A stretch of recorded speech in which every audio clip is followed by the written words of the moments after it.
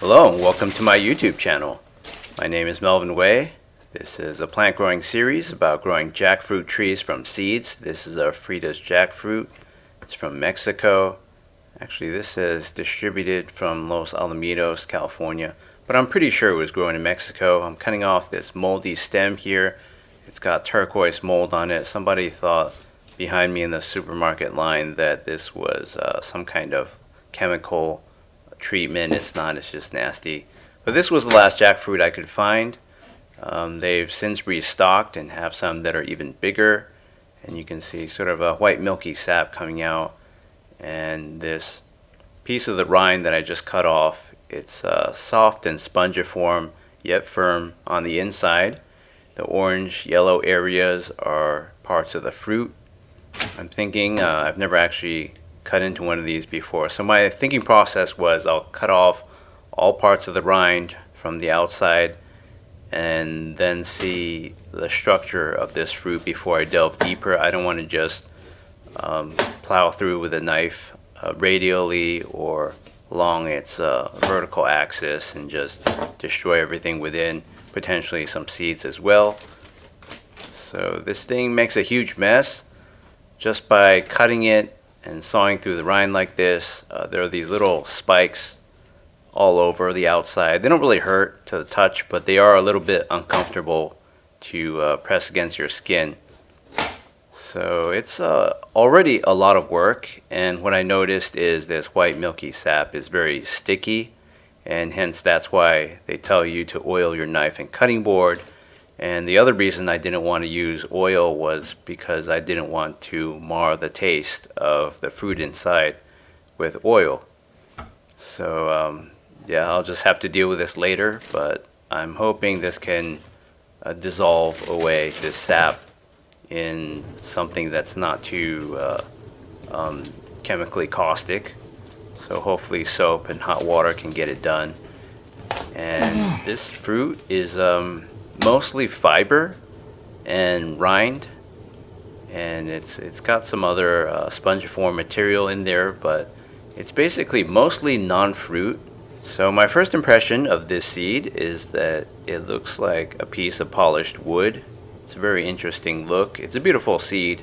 It's lightweight. It's not a solid piece of wood, but it looks like it would be very interesting just to keep as an ornament on your desk or something like that. And you can see it's a real bear to get these pieces of fiber, strips of fiber off my gloves even. I can't imagine how my hands would be feeling if I had to just do all this without gloves. So it's a huge mess, and they are correct in saying you should oil everything, but I'm worried that if you got oil all over the interior of the fruit, then that would affect the taste as well. So with regards to how these fruit flesh pods taste after you take out the seeds, they're sort of like juicy fruit. They've got tropical flavors in there. I think some people have said there's a little bit of mango or banana and whatnot in there, and that's all true. It's a subtle taste. It's not in any way overpowering.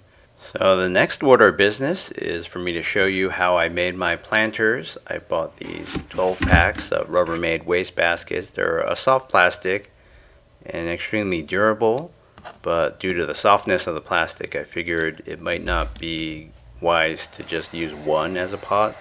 So I decided to drill some holes to provide for drainage, and I'll show you how to do that later. But first order of business, I want to get rid of these labels so they don't get all soaked and moldy and create a big mess later.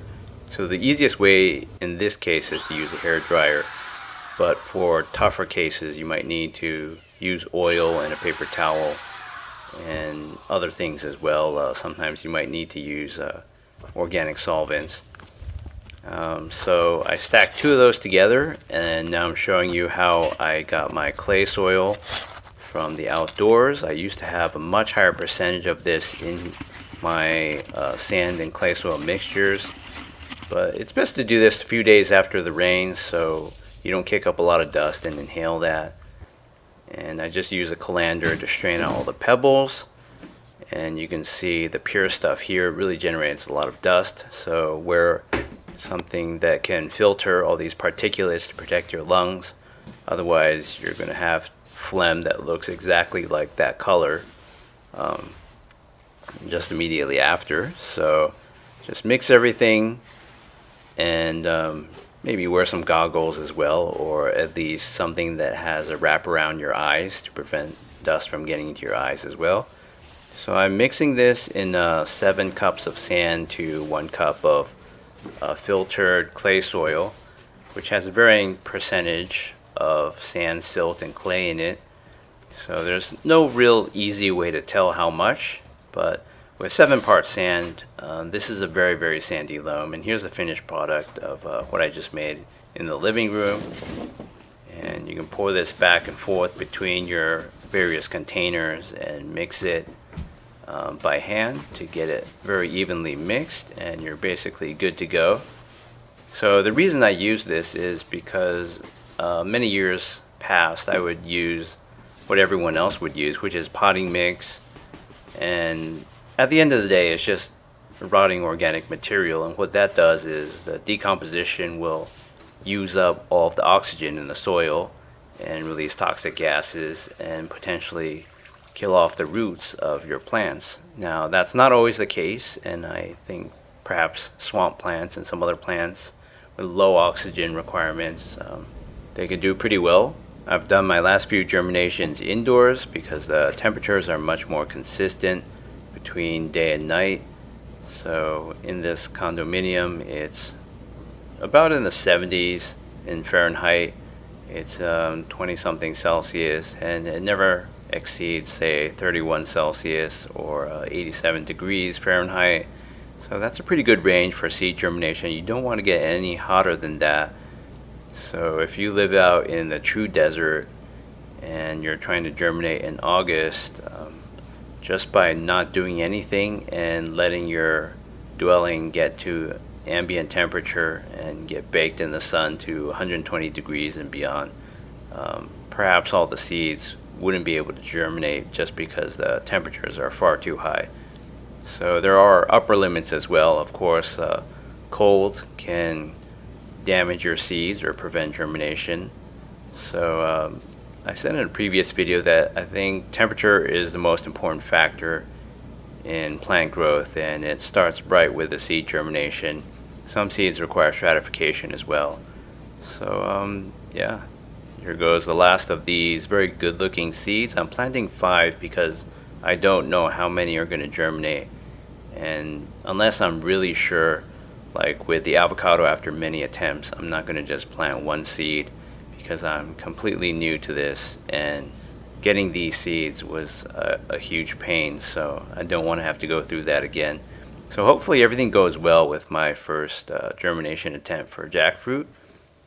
And this is hydrogen peroxide. It's a very cheap substance, and I put it into this Zep spray bottle.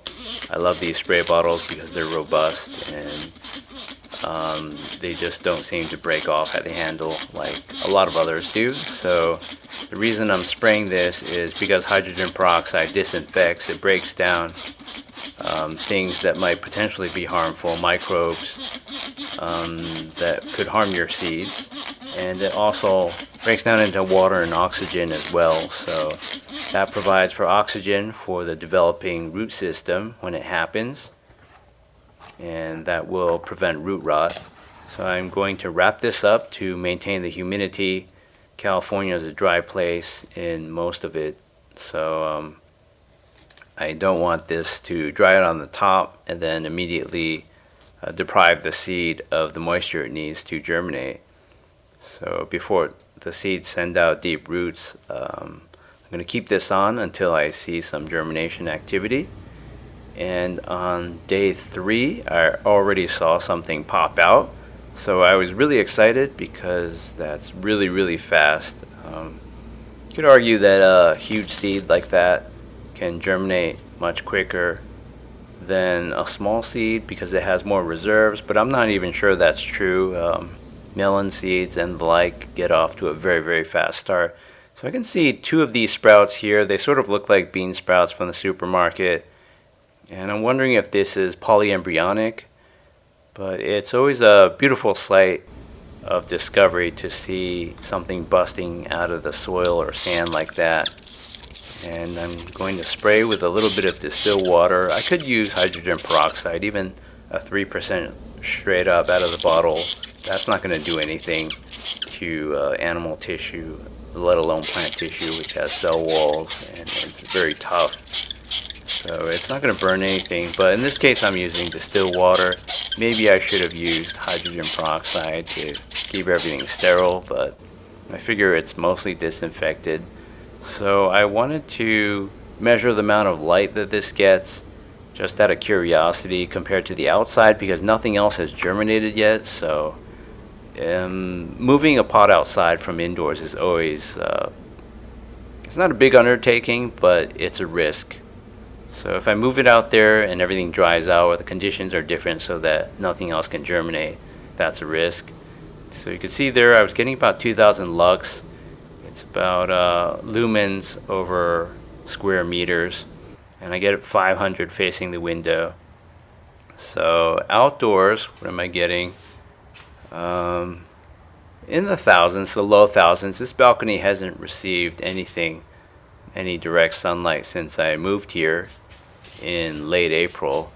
So the plants came over a little earlier than that, but yeah, just mid-April. And it wasn't until mid-August that I started getting some direct sun on this balcony. So you have to watch for the multiplier here. That's 400 times 10.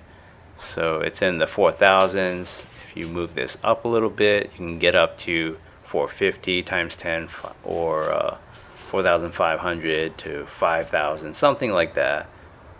So here it's in the 3,000s. This is my avocado tree. So there's not a lot of indirect light, but my avocado and giant Bangkok guava, which I moved away from here, those leaves are like world-class big. So things can do well in this environment, but this is showing the beginnings of sunlight hitting my balcony in August. So I'm spraying to get this thing to stand up. It's a real disappointment. I can't stand it when my plants don't have any structure and they can't stand on their own, pun intended.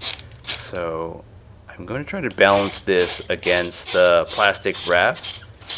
And I'm also leaving for a trip, so I want to set this up to where everything is thoroughly watered and wet from top to bottom.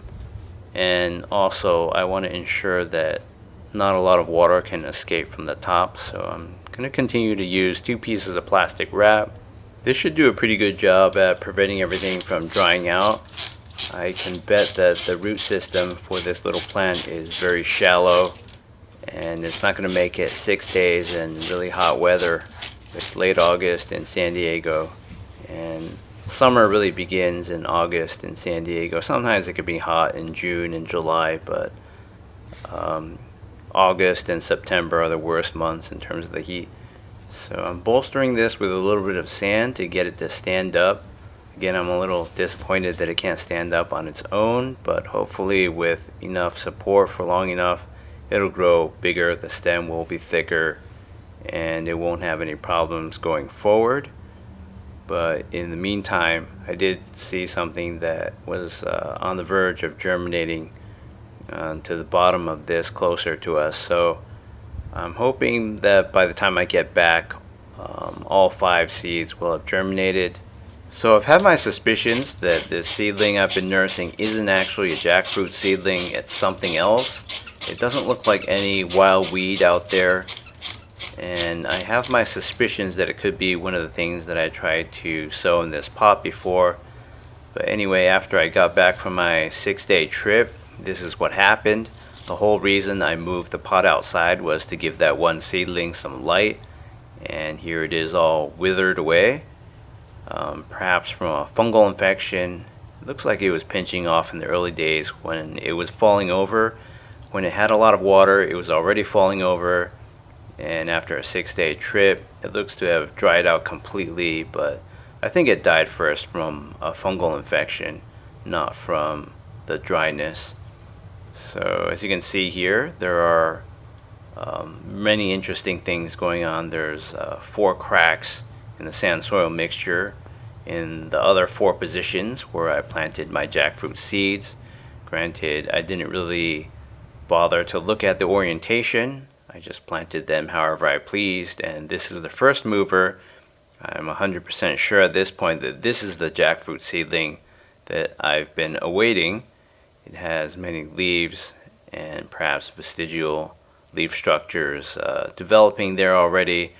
And the reason I said earlier that I should have planted these maybe a little bit deeper is because seed seems to bust open like that, and then the endosperm is facing 2 ways, and half of it's just sticking out of the sand. So I might cover that up later, but I don't really think it's going to do anything bad either. That's not a part of the plant that's prone to evaporation anyway, so it's okay if half of the endosperm is sticking out of the sand. But they could have been planted a little bit deeper and all this could have been avoided. As of now, I can just put more of this sandy loam on top after everything gets a little taller. So we have a replacement for the seedling I once had. It's the exact same species, and I'll talk more about this later in the video as to what I think that is. But in the meantime, I'm just going to keep everything, and everything is nice and small and cute here. So it'll be a while before these get big, but when they do, this pot is going to be seriously overcrowded. So I'm already thinking about what I'm going to do in that case. But you can see here everything's going to germinate, and I'm flood watering. It's really hot today, and tomorrow it's going to get even hotter. So with temperatures in the hundreds for the daily highs, it's imperative that you water. And depending on the conditions, you might even need to move these into the shade to protect them from the searing sun. Even though this balcony just started getting light, even a few hours of direct sunlight at 100+ degrees can potentially kill off all your plants. So I'm going to make sure everything's well hydrated, and this thing is already losing structure again. So these things don't get off to a good start, whatever they are. But the jackfruit seedling should be fine. I mean, that thing looks like it's going to be really robust. So I'm just going to let this sand soil mixture get completely saturated, and all the air is just bubbling out of it. And the whole point of using sandy loam is that the roots can breathe, but at the same time it dries out really fast. So you got to watch out for that. And there's no fixed rule on how much you should water and how often. It's just based on your experience as a gardener and a plant grower. You're going to have to make your own judgment, and it really depends on the growing medium too. If you were using potting mix and whatnot, all this water would be overkill, and that would cause root rot from a ton of microbial decomposition going on, which would be going on anyway, even if you don't water a lot, but it won't be as bad. So they always say to not overwater your plants, but when you're using sandy loam, it doesn't matter. This is the material that farmers traditionally favored, in which you could just water all day every day and it wouldn't do anything bad for your plants. Plants love water, but the roots need oxygen. On day 21, we had a blistering heat wave. It was 109 Fahrenheit or 43 Celsius. Everything had to be moved out of the sun. Really, everything besides my Joshua tree was in mortal danger. And this series could have been ended before it even started, really. But by 2 days later, day 23, everything had cooled down considerably. So just 2 days ago, I didn't even hear any bird noises. It was just the sound of leaves falling and bark and wood cracking in that intense heat. And I'm sure many plants were lost that day in the county and throughout Southern California and wherever else this heat wave struck. So these are coming along really nicely. This plant in the middle, it's growing very slowly, but at least it's standing upright. But the jackfruit seedlings are doing really well, and they are very interesting to look at. There's just a lot of features on them. Very interesting leaves as well. I have a feeling that the leaves are going to be very, very robust. And as for this replacement seedling in the middle, I think this could be a black mission fig actually, because I once sowed black mission figs, from those dried fruits, straight out of a store, into this pot. And I thought I had sowed them into the other pot, but the other pot ran dry after weeks and weeks of no results. I should have been spraying it diligently every half week at least, but I didn't. And nothing germinated in the pot that I thought was going to be my Black Mission Fig growing series. So this pot, I had some Maridol papaya seeds sowed in. It was actually just 5 seeds, and nothing came of that. But I did water this pot more, I think, or as soon as I began this series, somehow the seeds, the Black Mission Fig seeds in this pot survived, and they didn't survive in the other pot because I've tried wetting that one and nothing happened. So that's just the way it goes sometimes. It looks like I'll get 2 plant growing series out of this one pot. So in years past, I would often struggle and get nothing after months of trying, and now I'm getting 2 series out of one pot. So that's the 5th mover, the last, the 5 out of 5 to germinate.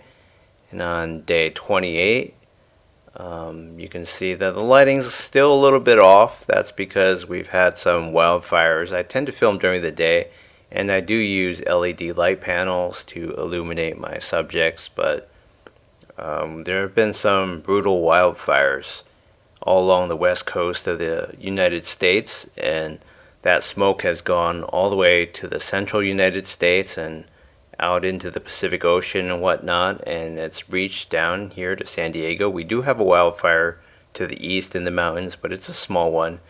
It's not the main cause of the reddish skies, the orange skies, and the yellow skies.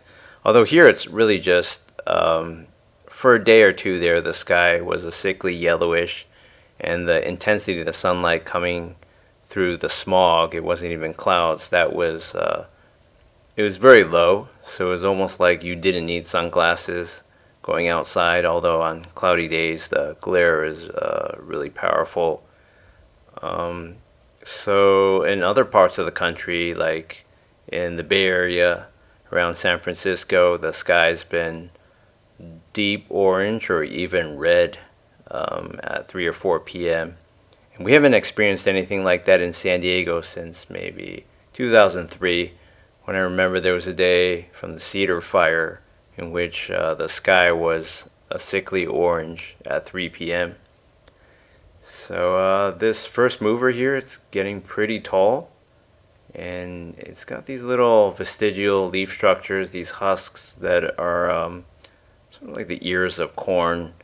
I don't know if those are meant to protect the plant's developing leaves, but if you know more about that, please post so in the comments. You can always learn a little bit more about plant physiology and plant anatomy. So these are very structured.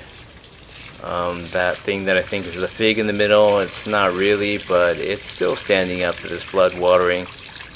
And like I said before, there's really no problem with watering like this. Only need to do it about every few days, 3 or 4 days, and that should be fine.